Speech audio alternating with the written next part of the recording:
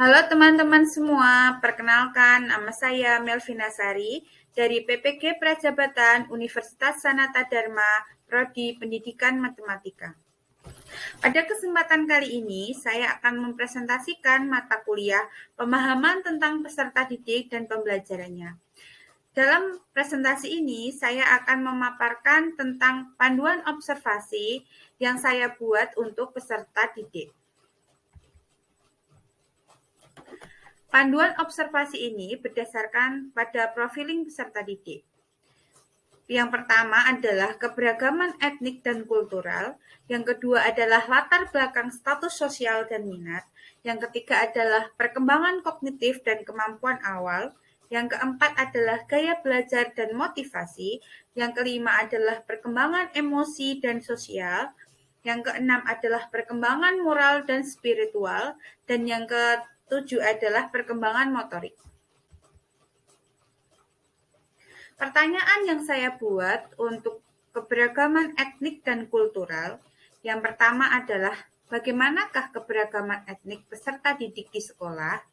Yang kedua adalah apakah mayoritas etnik peserta didik di setiap kelas? Yang ketiga adalah bagaimana budaya keberagaman budaya peserta didik di sekolah? Yang keempat adalah bagaimana cara menyatukan keberagaman budaya tersebut di sekolah? Selanjutnya adalah status sosial dan minat. Pada status sosial dan minat ini, saya membuat 4 pertanyaan. Yang pertama adalah bagaimana latar belakang profesi orang tua peserta didik. Yang kedua adalah apakah setiap peserta didik memiliki hak yang sama dalam mengakses dan memperoleh layanan pendidikan yang berkualitas dengan perbedaan status sosial peserta didik. Yang ketiga adalah apakah peserta didik memiliki minat belajar yang tinggi, terutama dalam mata pelajaran matematika. Dan yang keempat adalah apakah peserta didik terlibat aktif selama pembelajaran berlangsung. Kemudian pertanyaan pada perkembangan kognitif dan kemampuan awal. Yang pertama adalah bagaimana tingkat perkembangan kognitif yang dimiliki peserta didik pada tingkatan SMP. Yang kedua adalah apakah di awal pembelajaran ada tes untuk mengetahui kemampuan awal peserta didik.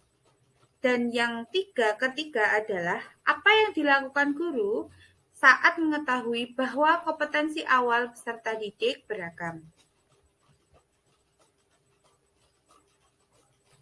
Kemudian, pertanyaan yang saya buat untuk gaya belajar dan motivasi, yang pertama adalah bagaimana cara guru dalam memfasilitasi pembelajaran dengan gaya belajar yang beragam. Yang kedua adalah apakah siswa antusias dalam proses pembelajaran di kelas. Dan yang ketiga adalah bagaimana cara guru membangun motivasi belajar di kelas. Kemudian pada perkembangan emosi dan sosial, saya juga membuat 4 pertanyaan. Yang pertama adalah sejauh mana kelas dan ruang pembelajaran lainnya menjadi ruang ekspresi diri yang sehat untuk peserta didik. Kemudian bagaimana guru merespon peserta didik yang belum bisa mengekspresikan diri dengan tepat. Yang ketiga adalah secara umum, bagaimana guru membangun atmosfer yang mendukung peserta didik untuk mengembangkan kemampuan bersosialisasi. Misalnya peka terhadap situasi sekitar, berempati, saling menghargai, serta berinteraksi dan berkomunikasi.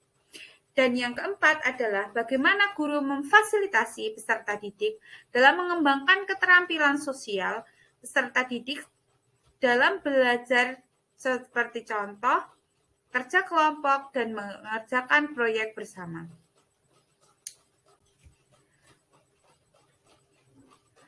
Perkembangan moral dan spiritual.